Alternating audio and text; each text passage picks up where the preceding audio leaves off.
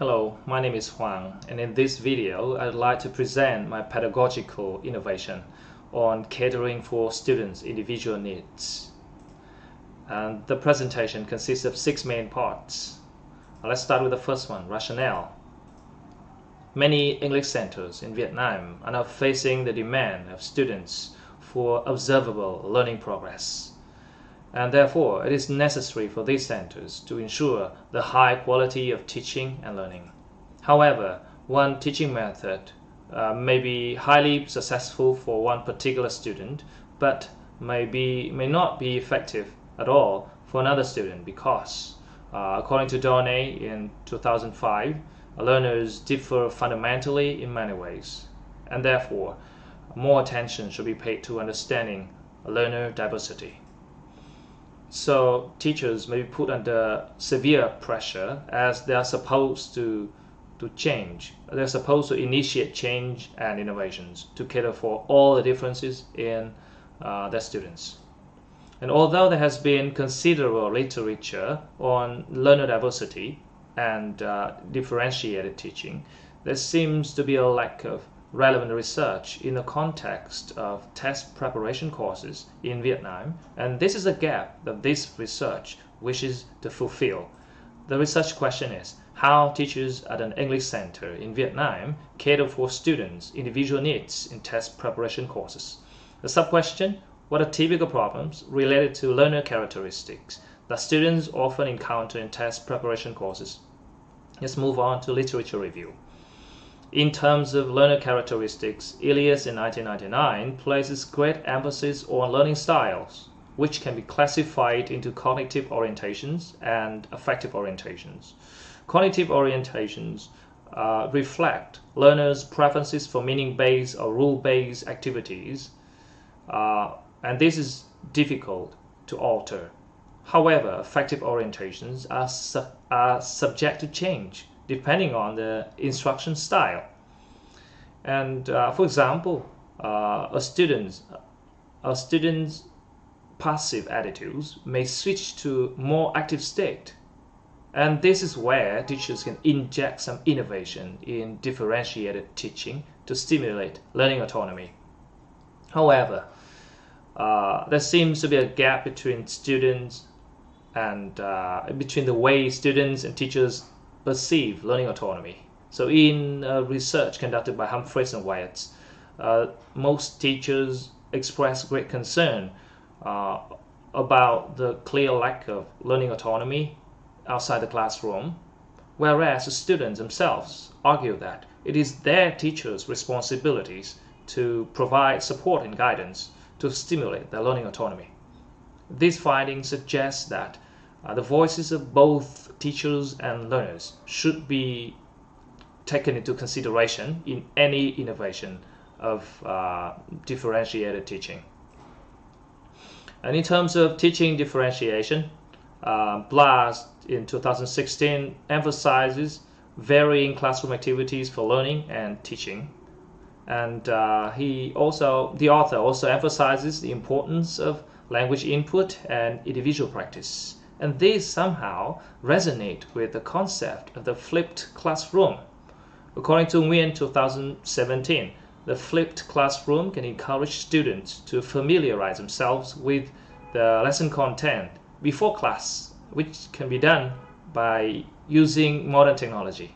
So this provides practical suggestions for this innovation. Next, about research settings.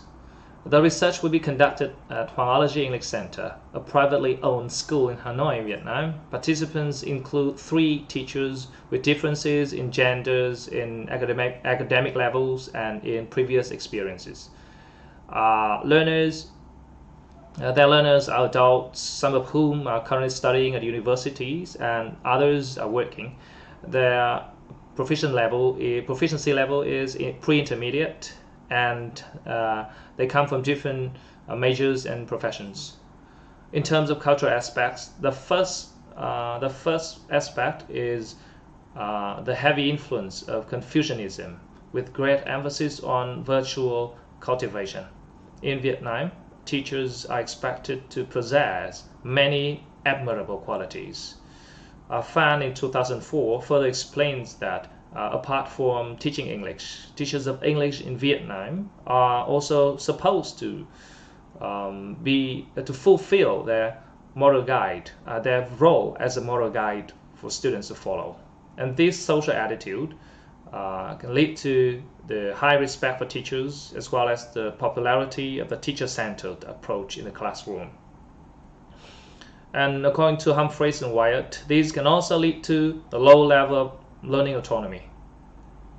Another cultural aspect is the emphasis on theoretical knowledge. Many teachers in Vietnam prefer content-based lessons where the majority of class time is dedicated to transferring the content of the lesson.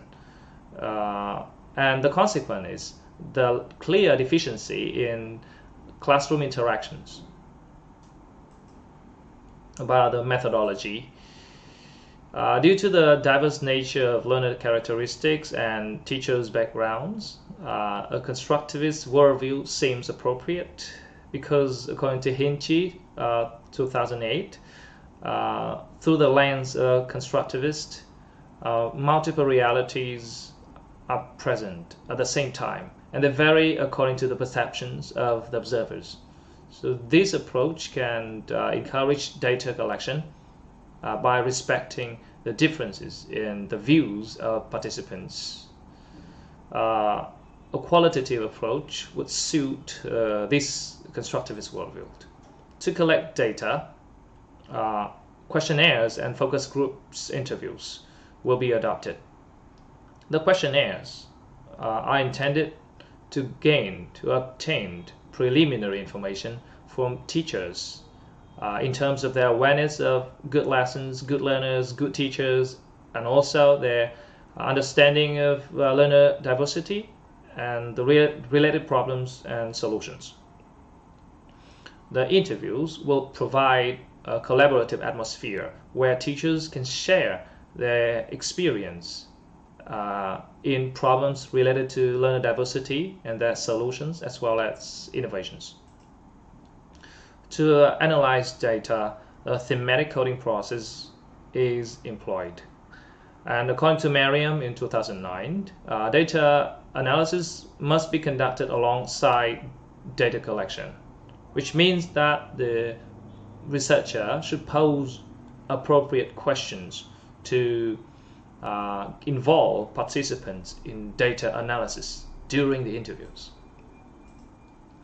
About ethics, the first two major ethical considerations concern data accuracy and validity.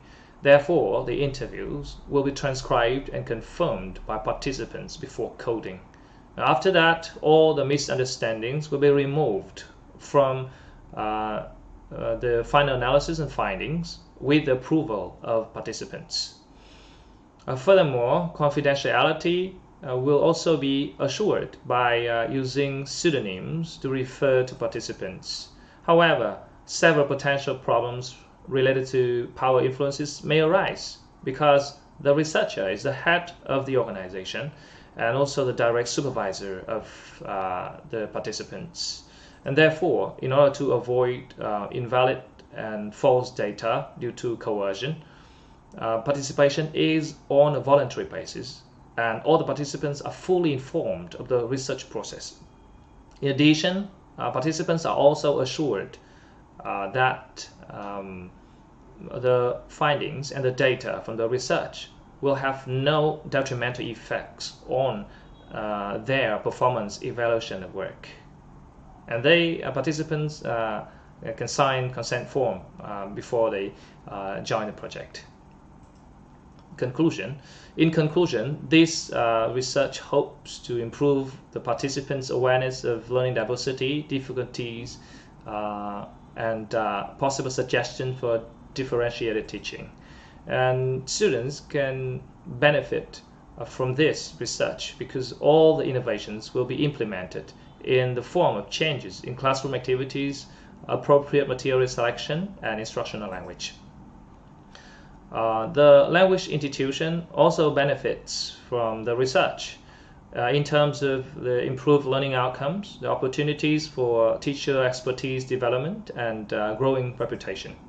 For the researcher and administrators, the insights to the teachers' challenges in catering for students' needs can be valuable suggestions for later improvements in programs, also providing valuable input for marketing and customer service departments. For the field, this research may provide some basis for research with relevant context. And this is references. Thank you for listening.